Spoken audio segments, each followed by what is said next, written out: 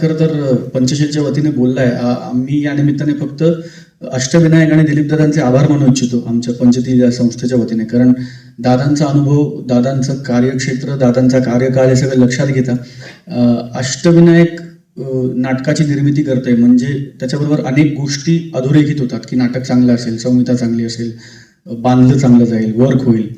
आणि दादांनी हे नाटक करायला आम्हाला त्यांच्याबरोबर येऊ दिलं, यासाठी दादा तुमचं मनपूर्वक अभिनंदन आणि आभार आमच्या सगळ्यांच्या वतीने.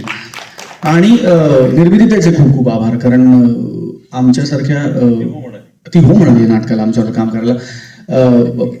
मी आणि निर्मितीताई, प्रसाद निर्मितीताई आमच्या सगळ्यांचे घरचे संबंध आहेत, त्यामुळे आम्ही ताईच म्हणतो शकतो तिला, आपण सगळेच तिला ताई म्हणतो. आणि ती ताईच्या अधिकाराने आमच्याशी वागते पण तरीही ती सुपरस्टार आहे. आणि ती मला असं वाटतं की कॉमेडी क्वीन आहे. आणि इतक्या वर्षानंतर ती सातत्याने नाटक करते. इतक्या वर्षानंतर एक आगळं वेगळं नाटक ती घेऊन आपल्या सगळ्यांच्या भेटीला येते. आणि त्या नाटकात अष्टविनायक सारख्या बॅनर बरोबर आम्हाला जोडलं जाण्याची संधी मिळाली. निर्मिती सावंत काम करत असलेलं नाटक आम्ही त्याची निर्मिती करतोय, हा आनंद आमच्या वाट्याला आला. याबद्दल पंचशीलच्या वतीने मी तुमच्या दोघांचे जाहीर आभार मानतो.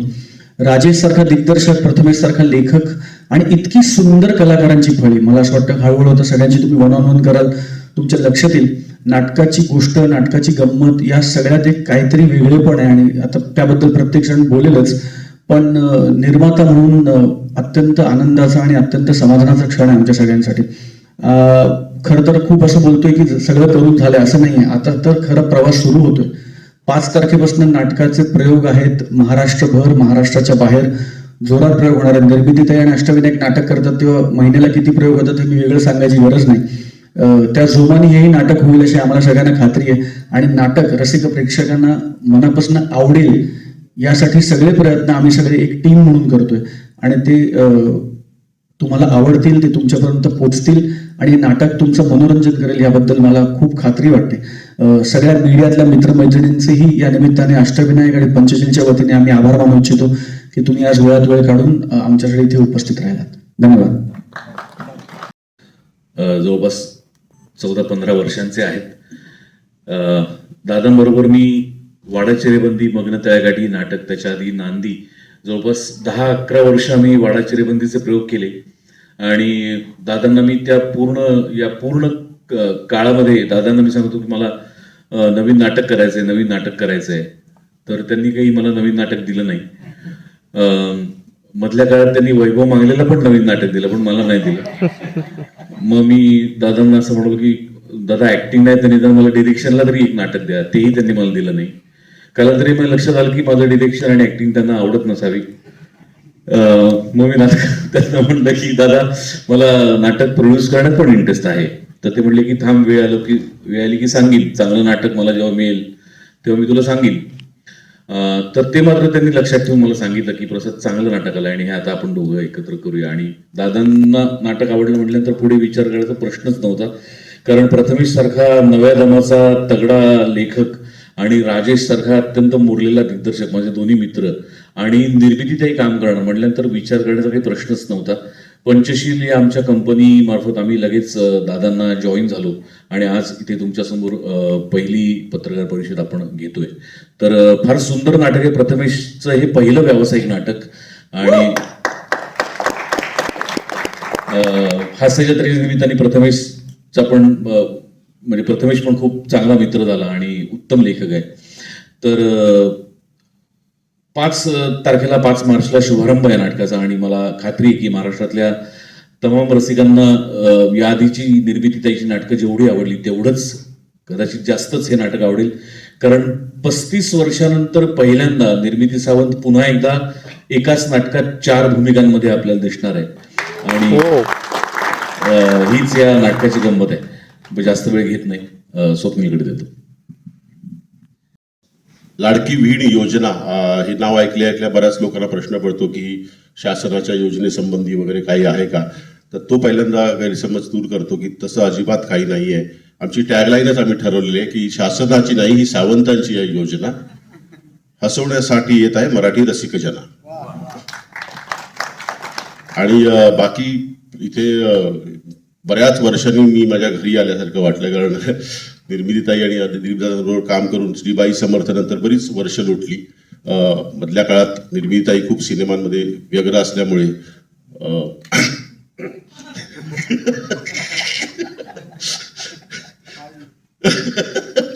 तर वाटच बघत होतो कधी संधी मिळते, आणि त्याच्याबरोबर स्वप्नील, प्रसाद, मंजिरी, आणि म्हणजे ही एका दिग्दर्शकासाठी यासारखी सपोर्ट सिस्टीम म्हणजे भाग्यवान आहे मी. इथे मला दिग्दर्शकाला फक्त क्रिएटिव्ह कामाव्यतिरिक्त दुसरं काही टेन्शन नाहीये. अशी सपोर्ट सिस्टीम मिळाली तर खूप चांगली कामं घडतील, सगळ्यांच्याच बाबतीत असं व्हावं. आणि मी खरंच प्रथमेशचं कौतुक करेन, कारण त्याचं पहिलं नाटक आहे, त्याचे पेशन्स. म्हणजे मी ह्या प्रोसेसमध्ये थोडा उशिरा जॉईन झालो, पण साधारण मला वाटतं 7-8 महिने तरी तो लिहितोय. आणि किती ड्राफ्ट झाले? 100 साधारण 7-8 ड्राफ्ट झाले. आणि अजूनही म्हणजे मी निर्मितीताईंचं एक वैशिष्ट्य सांगतो की त्या संहितेच्या बाबतीत, स्क्रिप्टच्या बाबतीत प्रचंड काटेकोर असतात. त्यांना ते एक एक शब्द सुद्धा त्याला खटकला तर तो बदलायला लावतात. हे काय 1000 प्रश्न विचारतात. आणि यावेळेला प्रथमेश अधूनमधून येतो, पण प्रथमेशच्या वतीने मला पण सामोरं जावं लागतं त्यांच्या बॉलिंगला. पण नंतर एकदा स्क्रिप्ट फायनल झालं की त्यातला एक शब्दही त्या स्वतः बदलत नाही, दुसऱ्याला बदलू देत नाही. आणि अशा प्रकारचे कलावंत आजच्या काळात मला वाटतं खूप कमी आहेत, जे स्क्रिप्टचा अभ्यास करून. काय होतं ना, विनोदी म्हटल्यानंतर आपण खूप ग्राह्य गृहीत धरतो, विनोदी आहे, होत आहे. तसं नाही, विनोदी करणंच कठीण आहे जास्त. आणि त्यासाठीच जेव्हा मॅड कॉमेडी असतं त्याला जास्त लॉजिक लागतं. आणि हे नाटक प्रचंड मॅड कॉमेडी आहे. म्हणजे मी बसवलंय नाटक, मी रोज 4-4, 5-5 तालमी बघतो, तरी शेवटच्या तालमीला पण तेवढाच हसतो बघताना. ही गंमत आहे या नाटकाची. आणि ऑफकोर्स म्हणजे ही आमची पत्रकार परिषद आहे म्हणून आमची स्तुती करतोय असं नाही, हे सत्य आहे, ते सांगतोय. धन्यवाद.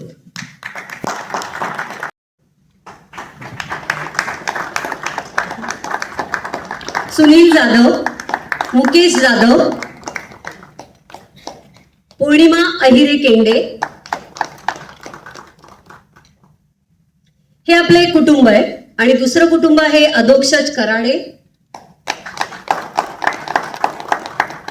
सिद्धी घैसास,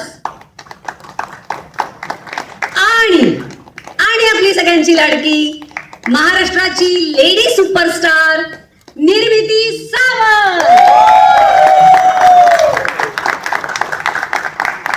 निर्मिती इकडे ये. हा, मध्ये